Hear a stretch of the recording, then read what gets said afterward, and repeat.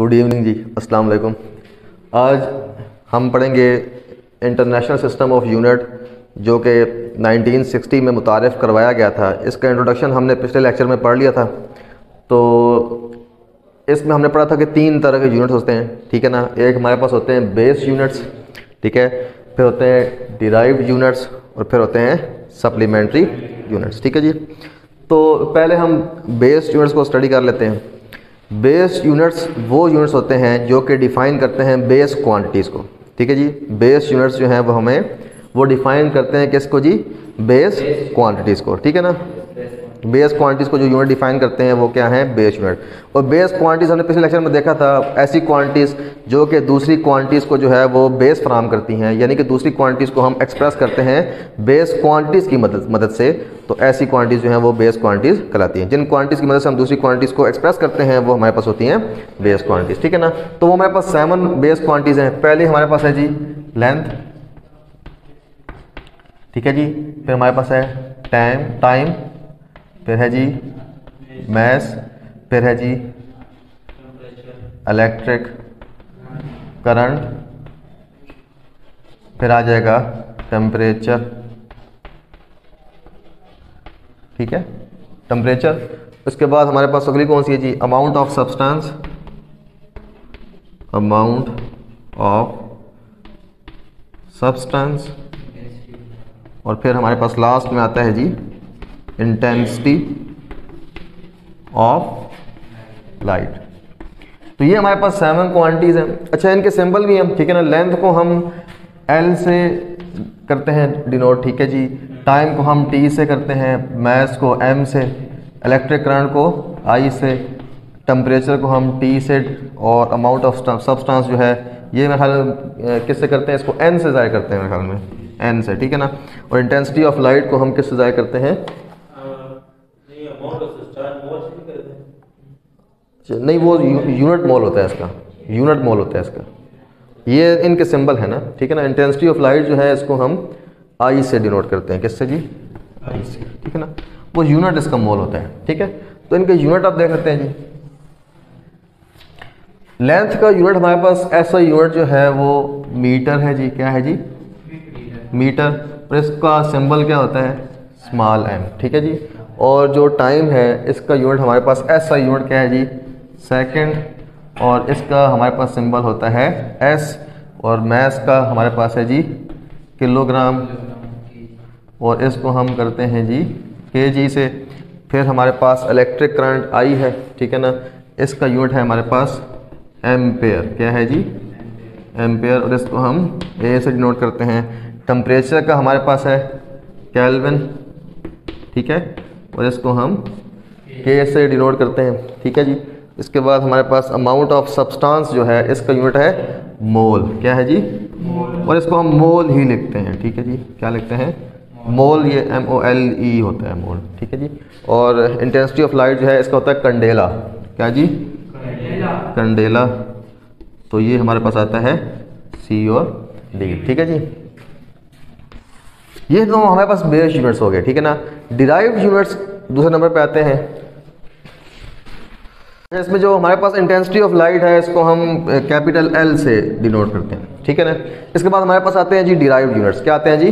Derived units. Derived units वो होते हैं जो कि डिफाइन करते हैं डिराइव्ड क्वांटिटीज़ को, ठीक है ना। डिराइव्ड क्वांटिटीज़ वो होती हैं जो कि किसी दूसरी क्वांटिटीज़ यानी कि बेस क्वांटिटी से डिराइव की जाती हैं, ठीक है ना। इनका अपना कोई भी वजूद नहीं है, बल्कि इनको हम बेस क्वांटिटीज़ की मदद से जो है ना वो डिफ़ाइन करते हैं। तो ऐसे यूनिट जो कि डिफ़ाइन करते हैं डिराइव्ड क्वांटिटीज़ को, उनको हम कहते हैं डिराइव्ड यूनिट्स। अब ये बहुत सारे हैं, डिराइव्ड क्वांटिटीज़ भी बहुत सारी हैं, तो डिराइव्ड यूनिट्स भी बहुत सारे हैं। हम चंद देख लेते हैं। जैसे कि हमारे पास वेलोसिटी है जी, वेलोसिटी ये अब डिराइव्ड क्वांटिटी है, ठीक है ना। इसको हम V से डिनोट करते हैं, ठीक है ना। वेक्टर क्वांटिटी है तो ऊपर वेक्टर साइन लगाते हैं, ठीक है। अब वेलोसिटी, अब इसका यूनिट हम कैसे निकालेंगे? इसका हम फार्मूला चेक करेंगे। फार्मूला क्या है? देखें, इसका फार्मूला होता है डिस्प्लेसमेंट डिवाइड बाय टाइम, ठीक है ना। डिस्प्लेसमेंट जो है अब वो लेंथ होती है, वो बेस क्वांटिटी है, ठीक है ना। तो उसका यूनिट होता है मीटर, और टाइम क्या होता है? सेकंड, ठीक है ना। टाइम भी बेस क्वांटिटी है, मतलब ये डिराइव हुई है वेलोसिटी जो है वो इन दो बेस क्वांटिटी से क्या हुई है? डिराइव। तो इसका यूनिट भी क्या हो जाएगा? डिराइव। तो यूनिट क्या आ जाएगा इसका? मीटर। पर सेकंड, तो इसका यूनिट क्या आ जाएगा, मीटर पर सेकंड। ठीक हो गया जी।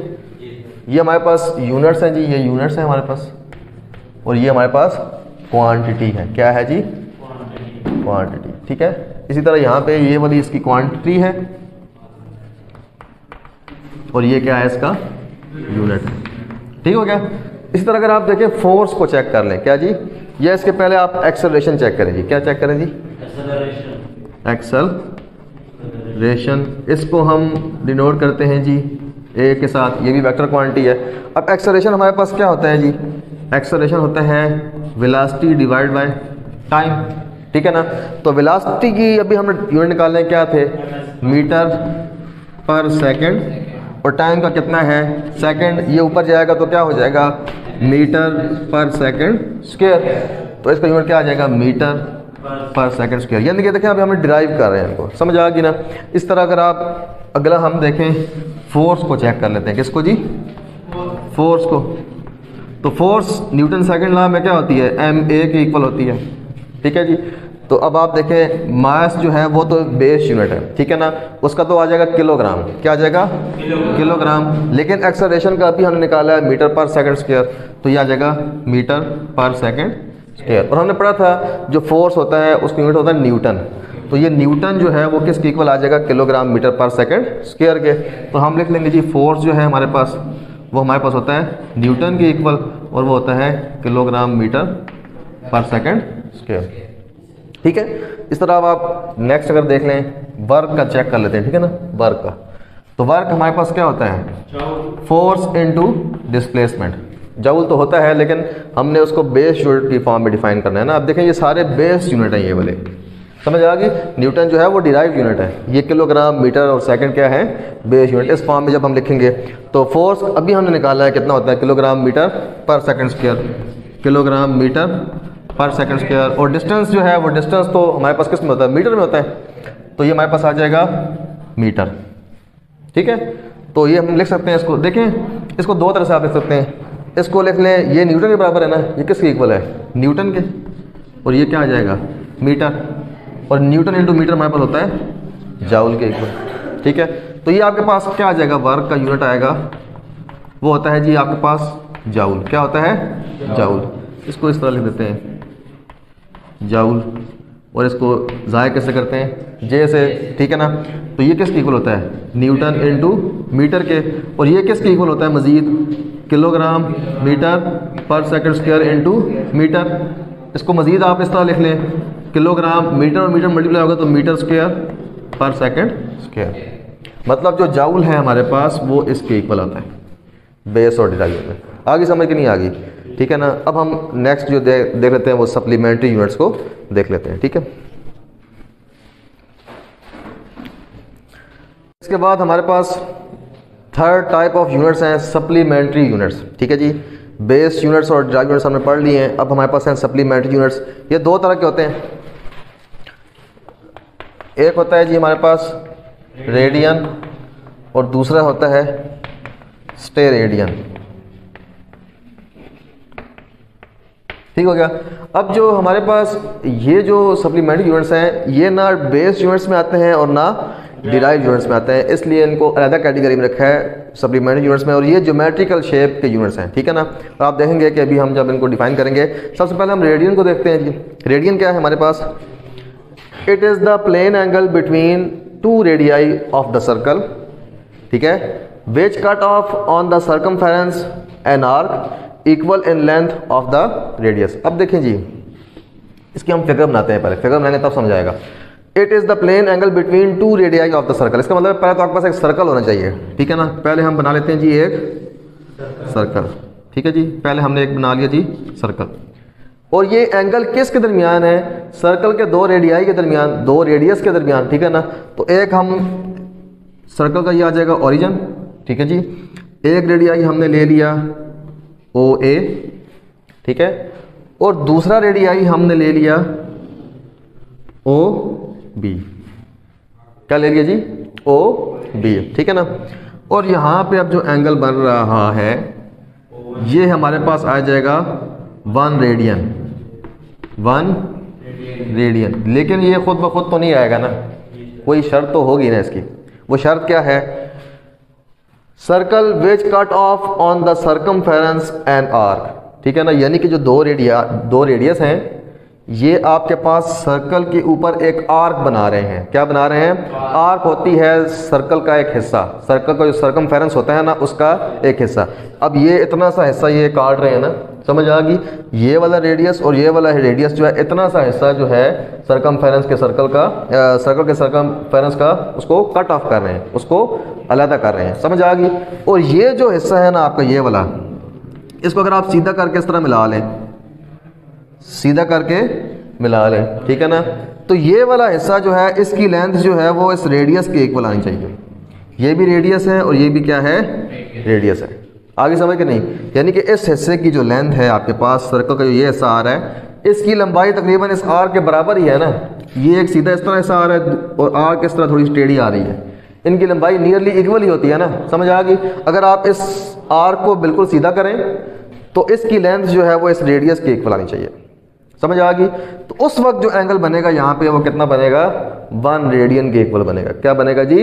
1 रेडियन। समझ आ गई? अगर इससे हम डबल यहाँ पे रेडियस बना लें तो हमारे पास ये सारा एंगल कितना हो जाएगा? 2 रेडियन हो जाएगा। कितना हो जाएगा? 2 रेडियन। अगर हमारे पास ये सारा ये जो हमारे पास पूरी आर्क है, ये 2 आर्क के बराबर आ जाए तो हमारे पास 2 रेडियन एंगल बन जाएगा। आगे समझ के नहीं आई? यानी कि रेडियस, सर्कल के 2 रेडियस जो कि एक आर्क को कट करें, और इतनी बड़ी आर्क बना लें कि वो जो आर्क है वो इस रेडियस के इक्वल आ जाए, तो उस वक्त जो एंगल बनेगा 2 रेडियाई के दरमियान, वो 1 रेडियन के बराबर होगा। वो क्या होगा जी? 1 रेडियन के बराबर होगा। ठीक है जी।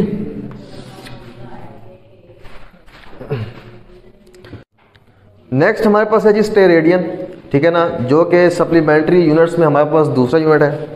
ये क्या है जी? It is a solid angle, 3 dimensional angle subtended at a centre of sphere by an area of its surface equal to the square of radius of the sphere. अब इस सारी बात का क्या मतलब है, इसको आप देखें जी। स्फीयर का मतलब होता है आपके पास एक सर्कल है जो कि 3 डायमेंशनल है। इसकी आम एग्जांपल जो है आप फुटबॉल की ले लें। किसकी ले लें? फुटबॉल जब आप देखते हैं तो वो 3 डायमेंशनल होता है ना। आपको सामने से भी नज़र आ रहा होता है, उसका आगे भी हिस्सा होता है कुछ और उसका पीछे भी हिस्सा होता है ना।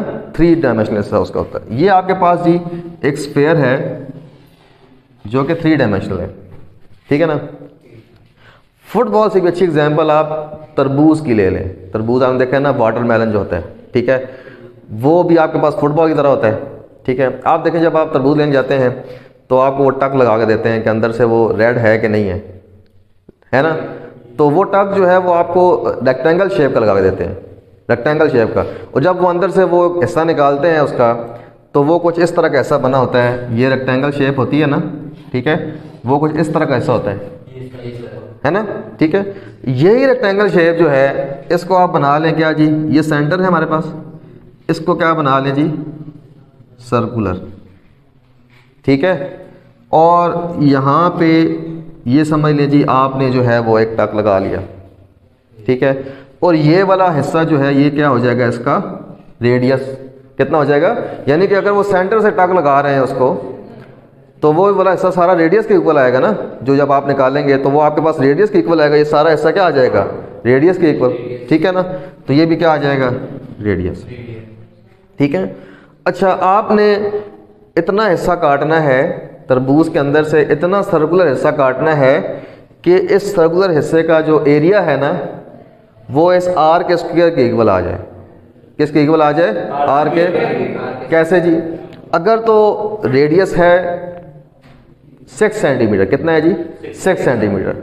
तो आपने इतना बड़ा हिस्सा काटना है कि 6 का स्क्वायर कितना होता है हमारे पास? 36। कितना आ जाए? हो जाए। इसका मतलब है कि ये 36 सेंटीमीटर स्क्वायर आपने काटना है। उस वक्त जो यहाँ पे एंगल बनेगा वो हमारे पास 1 स्टेरेडियन होगा। क्या होगा जी? 1 स्टेरेडियन। समझ आ गई कि नहीं? ठीक है ना।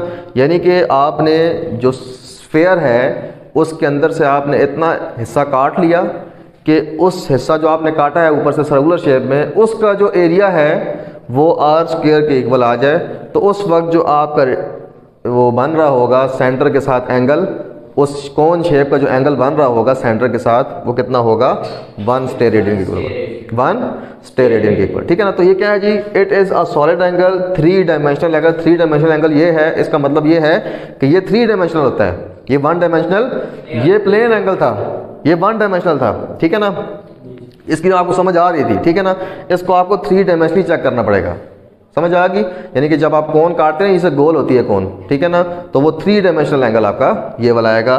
3 dimensional angle subtended at a centre of sphere, जो कि सेंटर ऑफ स्फीयर के साथ बनता है, ठीक है, by an area of its surface, और जो इसकी सरफेस का एरिया होता है equal to the square of radius, यानी कि जो आपका सरफेस का जो एरिया है वो किसके इक्वल आना चाहिए, वो रेडियस के स्क्वायर के इक्वल आना चाहिए।